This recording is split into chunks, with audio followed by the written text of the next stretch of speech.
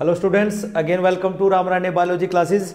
आपका Ramrane biology classes में फिर से स्वागत है। स्टूडेंट्स, आज का जो मैं लेक्चर आपके लिए लेकर आया हूँ that is about the variation, और जो हमारा पिछला लेक्चर था, प्रीवियस लेक्चर था, that is about the reproduction के बारे में हमने वहाँ पे स्टडी किया था। थोड़ा सा हमने वहाँ पे बॉडी डिजाइंस के बारे में डिस्कस किया था कि जो बॉडी डिजाइन है how it is similar to the parents, और उसके जो काजेज रहते हैं वो क्या है। तो वहाँ पे हमने वेरिएशन का जिक्र किया था कि जो वेरिएशन आती है ड्यूरिंग डीएनए कॉपिंग, ठीक है ना, बिकॉज ऑफ दैट तो थोड़ा सा अल्टर बॉडी डिजाइन बनता है, इसलिए वो सिमिलैरिटी वहाँ पर रहती है, एग्जैक्ट कॉपीज वहाँ पर सेक्स और रिप्रोडक्शन में नहीं बनती। चलिए आज का लेक्चर शुरू करते हैं कि जो वेरिएशंस हैं वो क्या होती हैं, उसके काजेज क्या होते हैं, और जो वेरिएशंस हैं उनकी इंपॉर्टेंस क्या रहती है। इन्हीं 3 पॉइंट्स पर डिस्कशन होगा, लेक्चर में बने रहना अंत तक। तो चलिए शुरू करते हैं। First of all, what is variation is. देखिए बच्चों, जो वेरिएशंस है, वेरिएशंस आर द डिफरेंसेस। ये क्या है? These are the differences found in the morphological. Morphological होता है जो एक्सटर्नल अपीयरेंस हम देखते हैं कि हाइट है, कलर है, all these comes under the morphological. Physiological, physiology का मतलब होता है बच्चों कि हमारे अंदर क्या चेंजेज आते हैं। सपोज गर्मी बढ़ गई है, और गर्मी बढ़ने के साथ साथ हमारी बॉडी क्या करती है, स्वेटिंग स्टार्ट कर देती है, तो वो क्या हो गया, physiological. Okay, and other traits of the individual. अब ट्रेट्स क्या है? ट्रेट्स का मतलब जैसे हाइट है हमारी, वो एक ट्रेट है, कलर है वो एक ट्रेट है। उसके अलावा मतलब कि इसका मतलब कि जो वेरिएशंस हैं, वेरिएशन क्या है, दीज आर द डिफरेंसेस।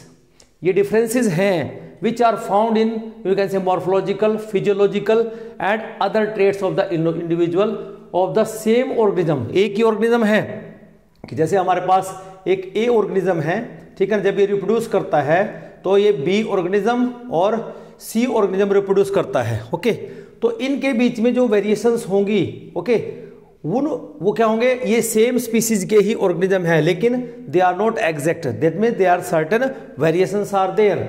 किसी रेस में हो सकती हैं, किसी फैमिली के अंदर वो हो सकती हैं। तो this is about the variation. अब बात कर लेते हैं कि व्हाई दीज वेरिएशंस अकर्स। क्योंकि हम यहाँ पे देख रहे हैं बच्चों की जो ए पेरेंट है उसका जो प्रोजेनी है वो 2 है, इन दोनों में भी आप देखते हैं कि सिमिलैरिटी होगी।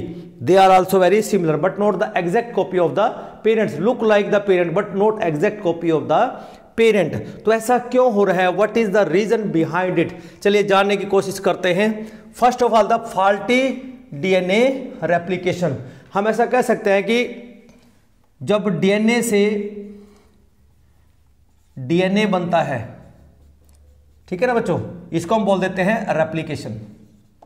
तो ड्यूरिंग दिस रेप्लिकेशन में भी इस जीनोम के अंदर कोई म्यूटेशन आ जाए, क्या आ जाए, म्यूटेशन आ जाए, कोई सडन चेंज, अल्टरेशन आ जाए, उसी को उसको भी एक कारण बन जाता है। क्योंकि जब भी डीएनए से डीएनए कॉपी होता है तो maybe there are chances of inaccuracy हो सकती है, क्योंकि आज तक कोई भी 100% एक्यूरेसी का कोई ऐसी मशीन नहीं बनी है, और ये तो बायोलॉजिकल मशीन है, मिस्टेक्स में भी हो सकती हैं। तो इसलिए जब डीएनए से डीएनए बनता है, मीन्स उसको हम रेप्लिकेशन कहते हैं, और रेप्लिकेशन के दौरान म्यूटेशन हो सकती है। तो म्यूटेशन का मतलब क्या हुआ बच्चों यहाँ पे कि ड्यूरिंग डीएनए कॉपिंग में भी सर्टेन अल्टरनेशन, मीन्स अल्टरनेशन हो सकती है, अल्टरनेशन, और यू कैन से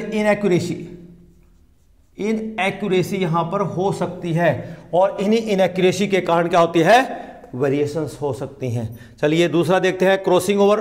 दूसरा कारण है क्रॉसिंग ओवर। क्रॉसिंग ओवर का मतलब बच्चों, जब आपने 9th क्लास के अंदर सेल डिवीजन पढ़ा था तो वहां पे आपको यह बताया गया था कि किस तरह से जो मियोसिस है और मियोसिस प्रोसेस में जो क्रॉसिंग ओवर है वो कैसे होती है। देखिए थोड़ा सा मैं रिमाइंड यहां पे करा देता हूं आपको कि हमारे पास जो मियोसिस है, मियोसिस का मतलब होता है कि जो क्रोमोजोम नंबर है, क्रोमोजोम नंबर जो है हाफ हो जाता है इसमें। Okay, chromosome number become half, और ये 2 तरीके होती है, मियोसिस 1 और मियोसिस 2।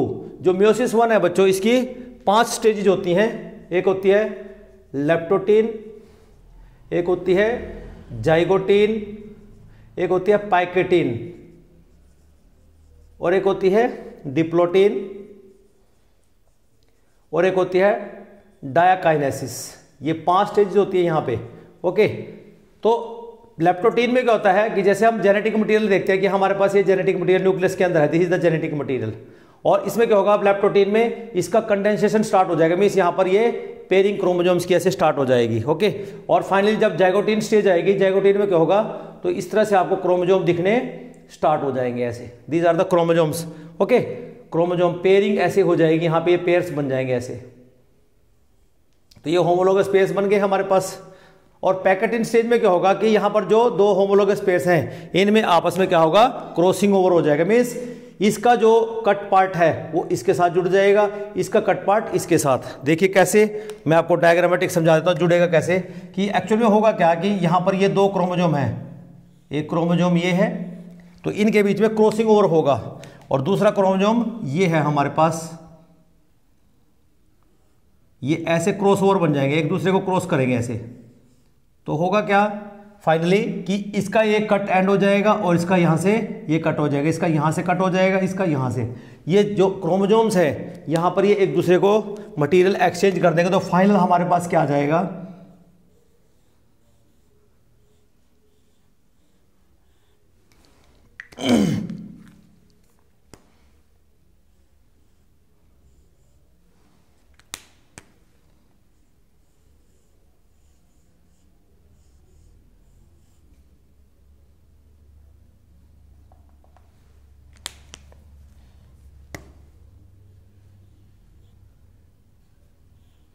तो इस तरह से बच्चों आप देखिए, इसको बोलते हैं crossing over, this is called crossing over, कि जो क्रोमोसोम है they exchange some you can say part of their you can say genetic material, आपस में एक्सचेंज हो गया, तो इसका कट पार्ट इस क्रोमोसोम के साथ जुड़ गया, इसका कट पार्ट इसके साथ जुड़ गया, तो अब ये क्या हो गए, ये हमारे पास नए कॉम्बिनेशन बन गया, और ये अलग सेल में जाएगा, ये अलग सेल में जाएगा।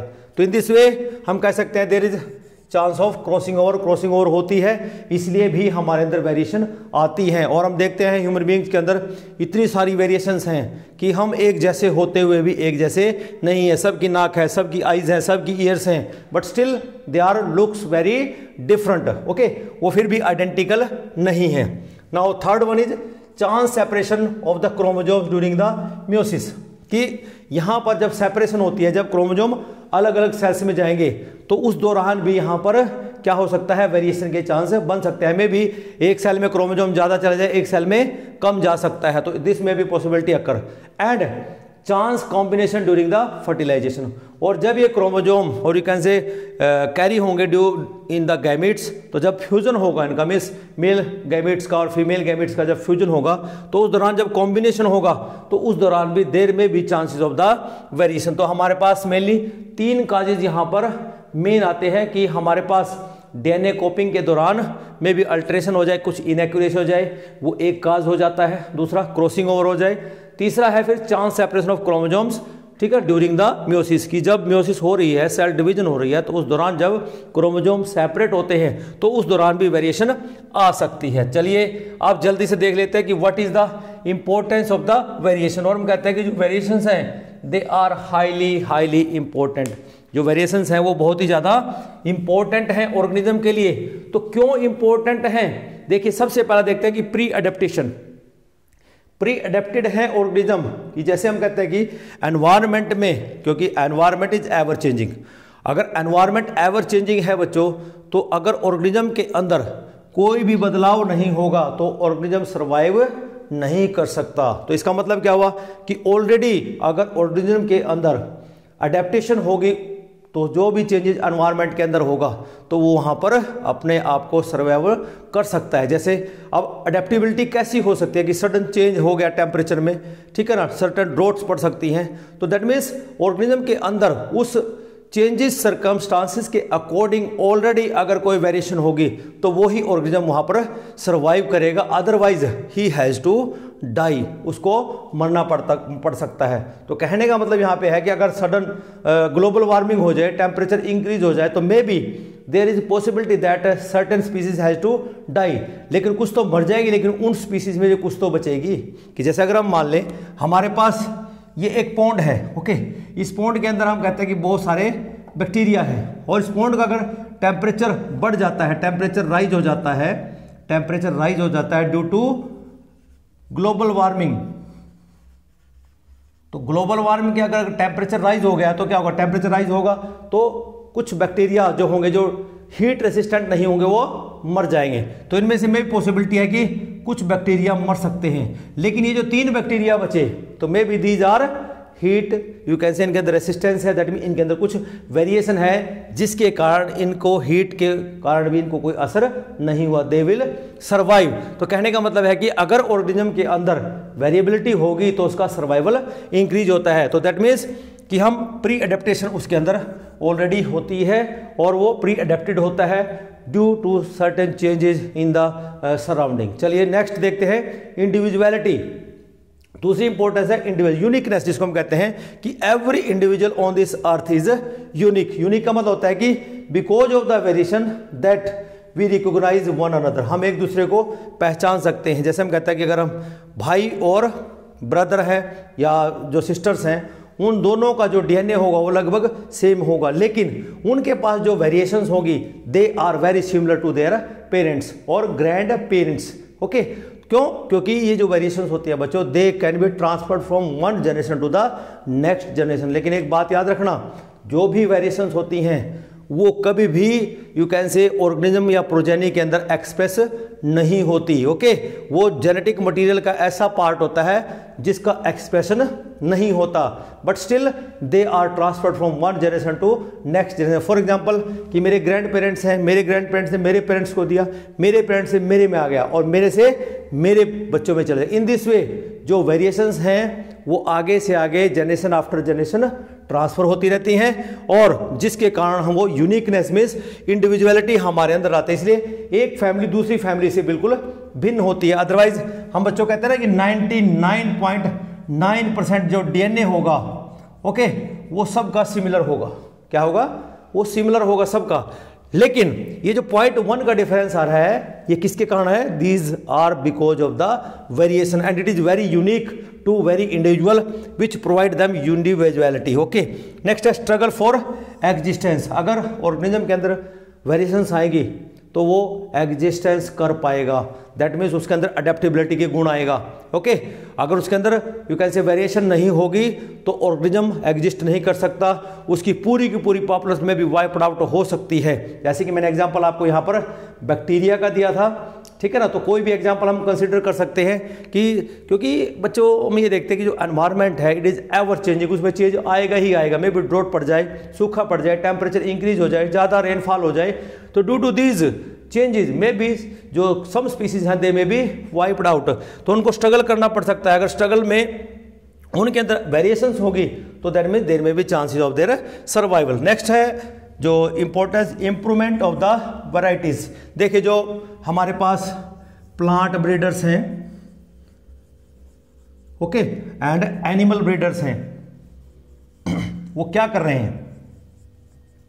वो इसकी हेल्प से मीन्स वेरिएशंस लाके ऑर्गेनिज्म के अंदर, ठीक है ना, नई नई वैरायटीज आज की डेट में है वो पैदा कर रहे हैं। जैसे आज की डेट में बच्चों हमने वेरिएबिलिटी लाके प्लांट के अंदर हमने उसको डिसीज रेसिस्टेंट बना दिया है कि जैसे हम बीटी कॉटन की बात करते हैं, बीटी कॉटन एक ऐसा प्लांट है कॉटन में जिसे हम कॉटन बहुत अच्छी क्वालिटी की ले सकते हैं, उसमें कभी भी इंसेक्ट नहीं लगेगा। क्यों?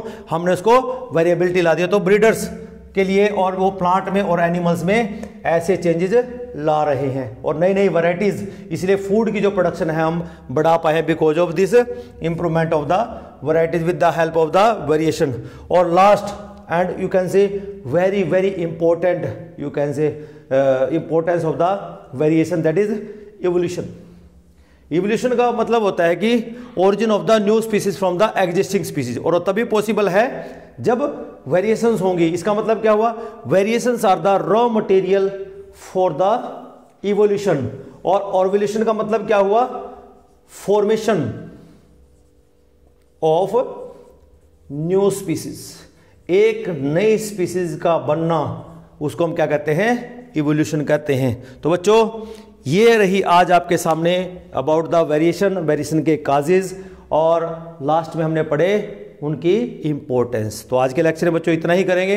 अगला जो लेक्चर होगा that is about the types of the reproduction, जिसमें हम एसेक्सुअल रिप्रोडक्शन के शुरू करने जा रहे हैं, तो ज़्यादा से ज़्यादा मात्रा में उस लेक्चर में जुड़े। और जिसको भी मेरा लेक्चर अच्छा लगा तो मेरे चैनल को लाइक करें, सब्सक्राइब करें।